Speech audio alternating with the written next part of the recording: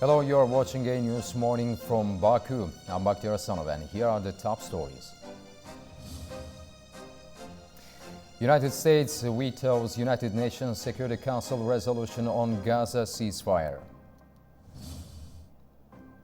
Small island states highlight need for global support at COP29, demanding increased climate financing and stronger measures to limit global warming. Adani, one of the world's richest men, charged in the United States with bribery and fraud.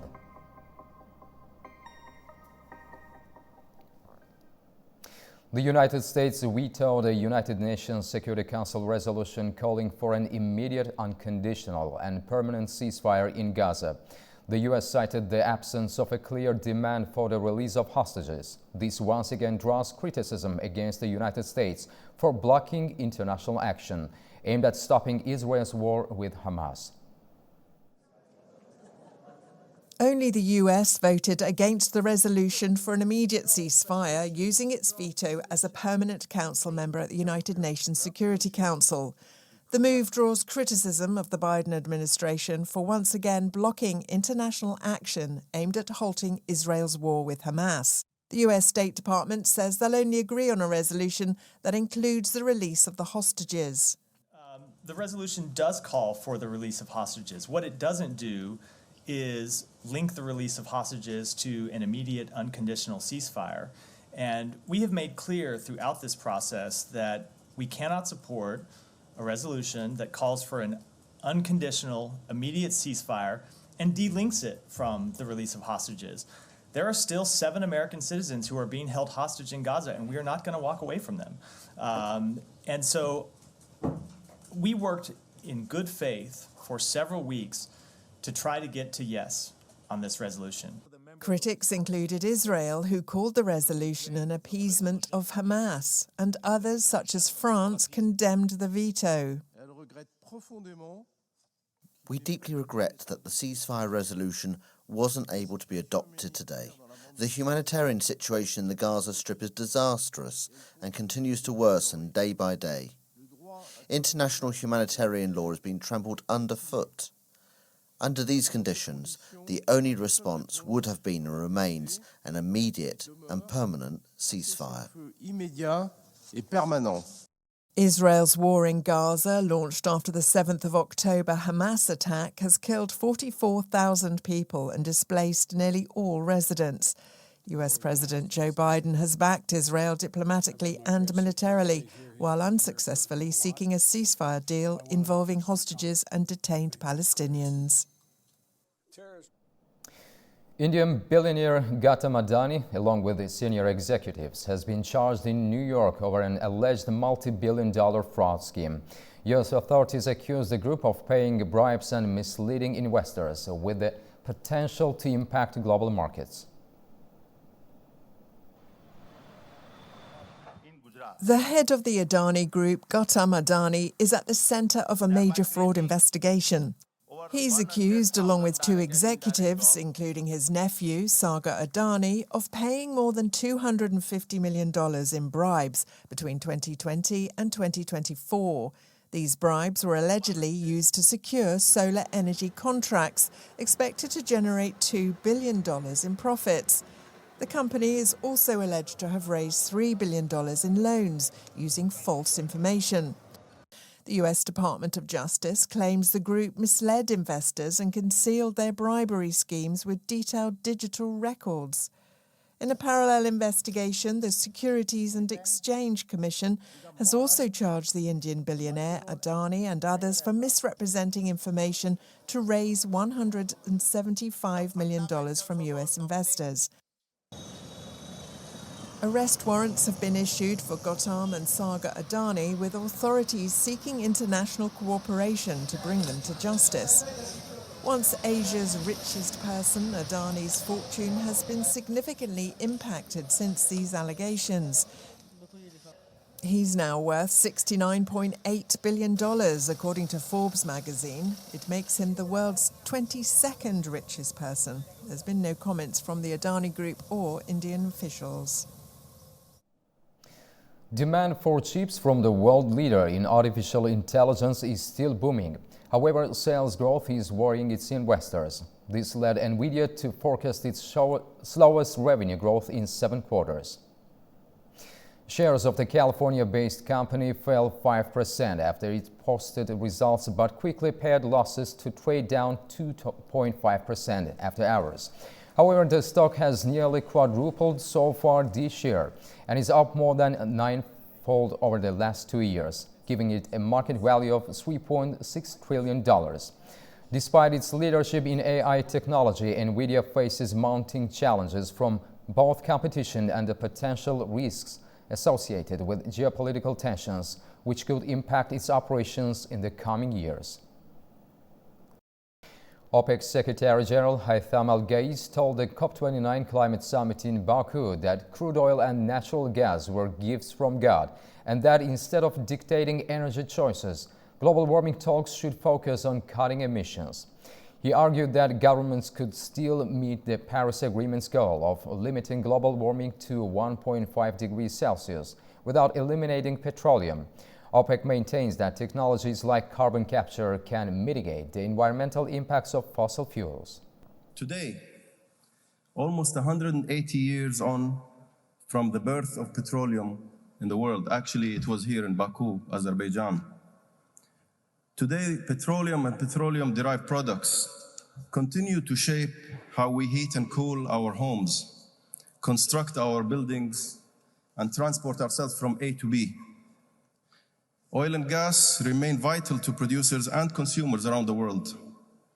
As His Excellency Azerbaijan's President, His Excellency Ilham Aliyev, emphasized at the opening of COP29, they are indeed a gift of God.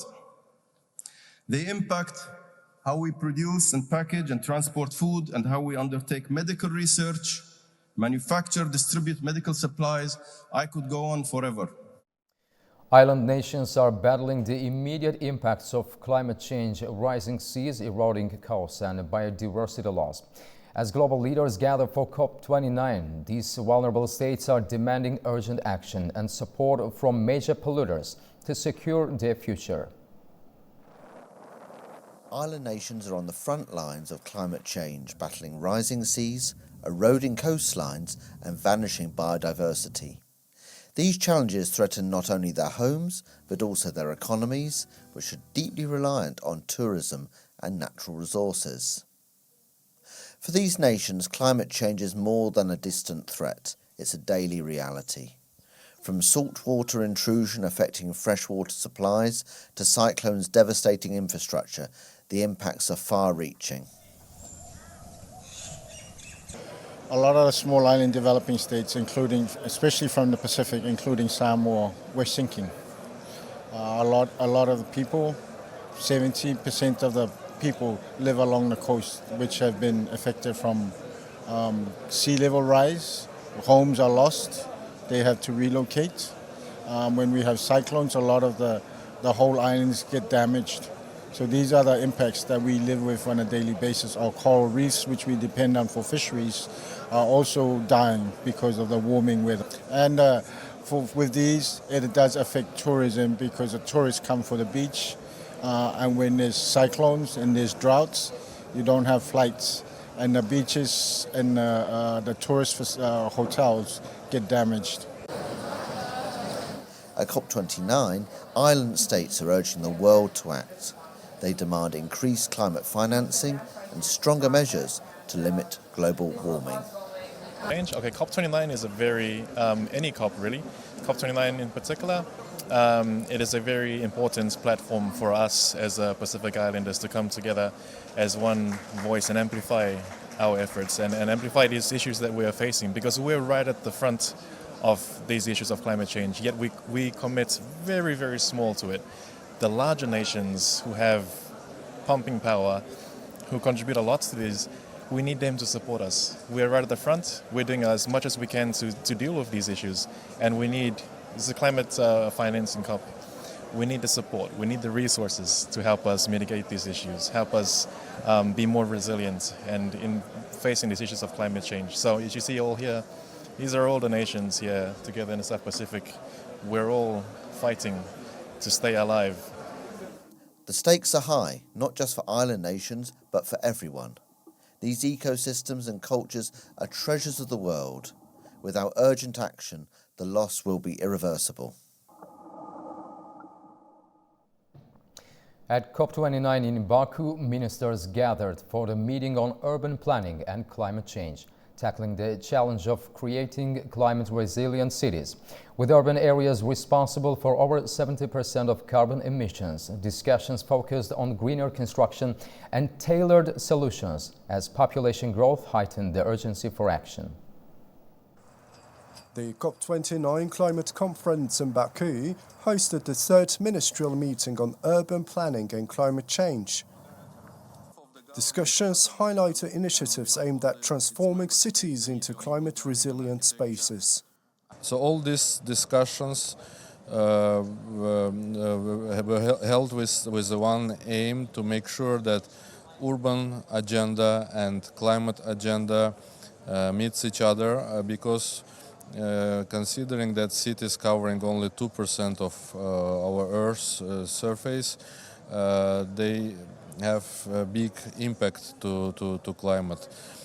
We also Azerbaijan initiated a new initiative today called MAP, Multi-Sectoral Actions Pathways for Health and Resilient Cities.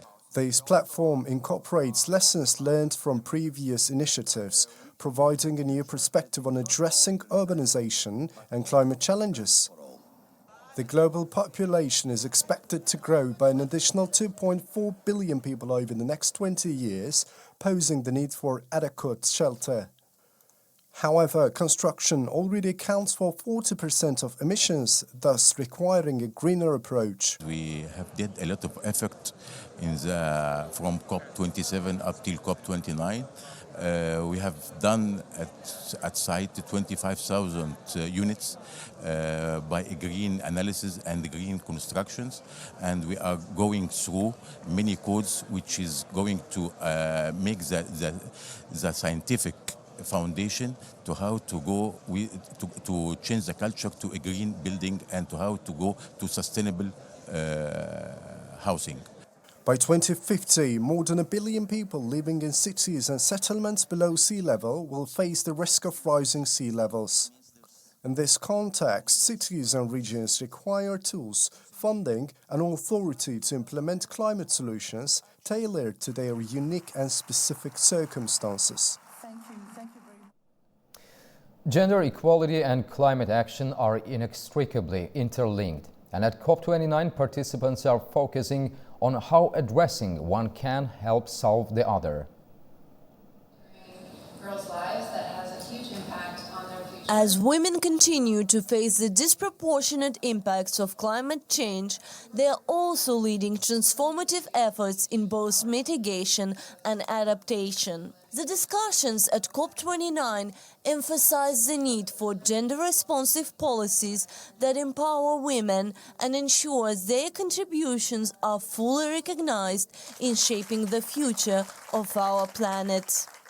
It's clear that gender inequality and climate change are very related. They're both impacted by the same things, sort of structural discrimination and challenges like capitalism and patriarchy and structural discrimination that cuts across not just gender but age, race, ethnicity, refugee status, etc.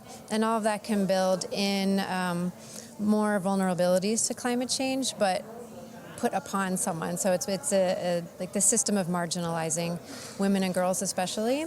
And then when climate crises happen, shocks and stresses from climate change because of the structural discrimination, women and girls often have fewer resources to rely upon, and they're required to care often for family members. So girls might be pulled out of school, women may not be able to continue with their livelihood efforts, among a few things.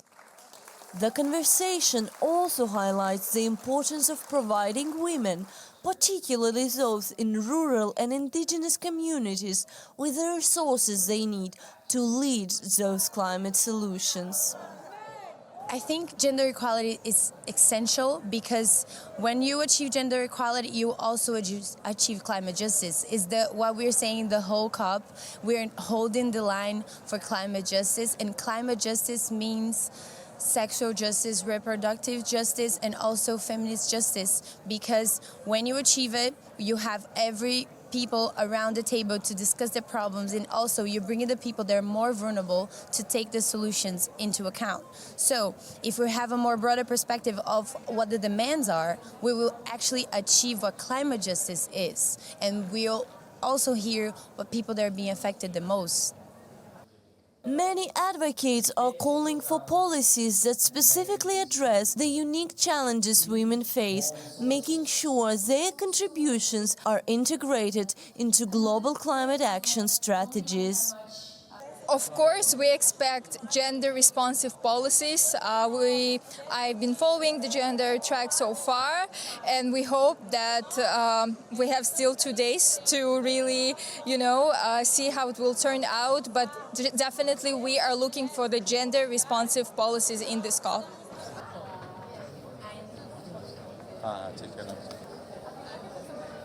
Well, Mexico is a very positive example because we have a national budget with disaggregated data on women and men, and so we also have earmarked budget for gender equality. So I think one of the obstacles is precisely access to funding from the point of view of the governments, but Mexico, I think, can be an example precisely on how its budget has been allocated so far. Mexico's example shows how gender-focused budgeting can be a model for other nations, but financial access remains a key challenge for ensuring gender equality in climate action. AnewZ, the official COP media partner, brings you live coverage from COP29 in Baku. Our colleagues Guy Sean and Orkan Amashov are following all the ins and outs of the COP talks. Good morning, Guy and Orkan. How is it going, and what's the latest on the ground? Well, yes, good morning, Batia. Good morning, everyone. Here from day 11 at COP29, another very busy day in Baku. And the theme here today is really a collection of themes. There'll be lots of high-level meetings today on nature, biodiversity, indigenous people, gender equality, and oceans and coastal zones too. Plus, later on, the UN Secretary General Antonio Guterres, he'll be holding a press conference at 2:30 p.m. local time. That's 11:30 Central European time. So, Orkan Amashov, a lot going on today. Indeed, yeah. Today is actually the last day with a specific subject. Tomorrow we do not have a particular theme. Tomorrow is officially last day, but we heard about the possibility of delay. There's no clear view to what extent that delay will be extensive or not. We'll come to that a bit later, I suppose. Yeah, today, as you mentioned, Indigenous people, gender equality, oceans, coastal zones day, and a high-level roundtable on water for climate, integrating water solutions into NDCs and national adaptation plans are currently taking place. And there will be another event at a later high-level roundtable on indigenous peoples and local communities. I expect today, bearing in mind the general subject of the day, we will see special attention placed on small island developing states because their challenge is qualitatively very different. Gender equity-based climate solutions will be discussed as well. We will hear about declarations and announcements. If to come to the gist of the whole COP, which is, of course, NCQG decision, what we know, yesterday by midnight, the COP29 presidency shared this compilation of documents, which is widely known as the draft text of the NCQG. It is very difficult to conclude anything conclusive and discernible on the basis of that compilation, because in fact what is known as the NCQG draft text at this stage is a compilation of different proposals. We know that there are challenges. Of course, UN Secretary General's press conference, which are actually officially described as press encounter. I don't know whether we should read too much into that word, linguistic moment, but that is going to be incredibly important. And of course, the particular emphasis will be on how we should, in a very balanced way, replace fossil fuels with clean source of energy in our electricity grid in order to make sure that when our demand is growing, we are acting accordingly, but at the same time carbon emissions do not go up as well. Of course, this requires a very balanced and integrated handling, of course. Quite often during the course of my communications, people are saying that, yes, we need to reach that climate finance goal. Figure is very important, but what also very important is that when you're trying to find simple solution to complex issues, you may be on a slippery slope. And no one wants to be on a slippery slope here today, of course.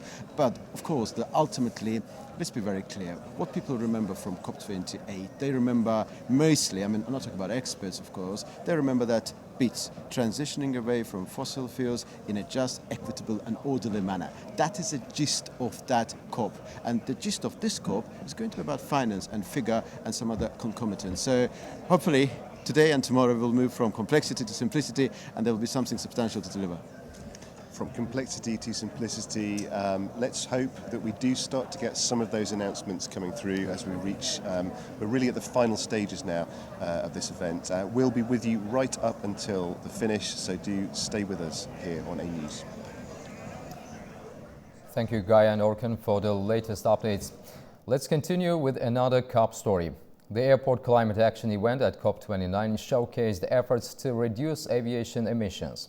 The participants highlighted action, accreditation, decarbonization strategies, and the need for global collaboration to advance sustainability in the sector. The Airport Climate Action event at COP29 in Baku showcased the pivotal role of airports in tackling climate change through carbon reduction efforts. Azal President Samir Rizaev outlined the airline's use of digital tools to enhance resource efficiency, contributing to a cleaner and more sustainable future. Meanwhile, Heydar Aliyev International Airport earned the Level 2 reduction certificate under the Airport Carbon Accreditation Program led by Airports Council International. Teymur Hasanov, director of Heydar Aliyev International Airport, shared insights into the airport's decarbonization strategies, highlighting its commitment to sustainability. Decarbonization is no longer optional. It has become a global necessity. As part of this effort, we are actively exploring alternative energy sources, improving waste management practices, and optimizing energy consumption. Our ultimate aim is to contribute meaningfully to sustainable global development.